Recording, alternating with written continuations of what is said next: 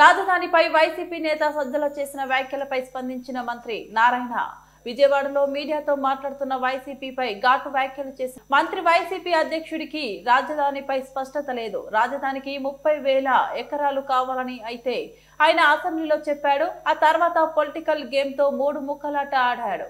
ఏ party అయినా ప్రజల అభిప్రాయం ప్రకారం రాజకీయం చేయాలి. అమరావతి అనంతపురంకి, శ్రీకాకుళంకి సెంటర్ పాయింట్ లో ఉంది.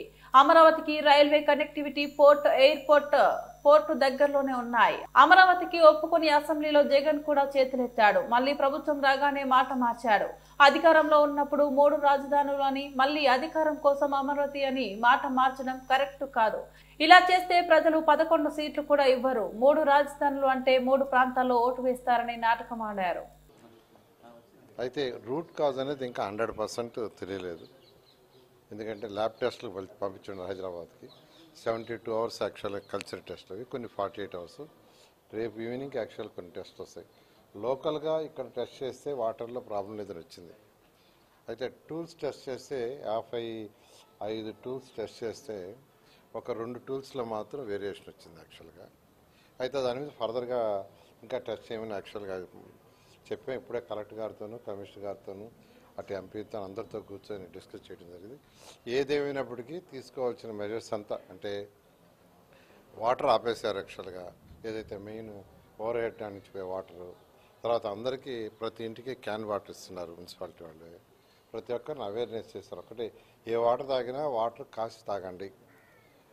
బహుశా నేను అనుకోవటం రేపు జనరల్గా ఏంటంటే ఇటువంటి ఇచ్చినప్పుడు 7 days కంటిన్యూస్గా ఉంటుందని ప్రీవియస్ ఎక్స్పీరియన్స్ వాళ్ళు చెప్పేది, డాక్టర్స్ వాళ్ళు కూడా. బహుశా రేపు నుంచి తక్కువ ముఖం పట్టొచ్చని ఎక్స్పెక్ట్ చేస్తున్నాం.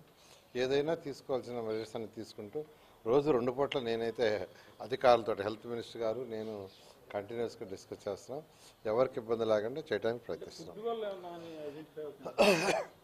అది ఫుడ్ వల్ల, వాటర్ వల్ల అనేది యాక్చువల్గా మనకు క్లారిటీలో ఇవాళ నేను అంటే ప్రతి పేషెంట్ని కలిసి మాట్లాడా. 17 మందిని క్యాంప్ ఆఫీస్లో కలిసి, క్యాంపు ఎక్కడ వేసారు మాట్లాడాను. అదేవిధంగా గవర్నమెంట్ హాస్పిటల్ 2 వార్డులలో ఉన్న ప్రతి ఒక్కరిని కలిసి మాట్లాడా. ఏం ఫుడ్ తిన్నారంటే కొంతమంది ఫుడ్ ఏమో బయట వినాయక చవితికి తిన్నారు. అయితే ఈ వచ్చిన వాళ్ళల్లో ఫ్యాక్ట్ ఏంటంటే 75% ఇంట్లో ఫుడ్డే తిన్నారు, 75% ఇంట్లో ఫుడ్డే తిన్నారు. అందువల్ల ఫుడ్ వల్ల అనేది కాకపోవచ్చు అని మేము యాక్చువల్గా ఇవాళ కన్క్లూజన్కి వచ్చాము. సో వాటర్ దాని మీదే మోర్ కాన్సన్ట్రేషన్ చేసి దాని మీదే చేయడం జరుగుతుంది. అంటే వాళ్ళకి అసలు ఒక స్టెబిలిటీ లేదు.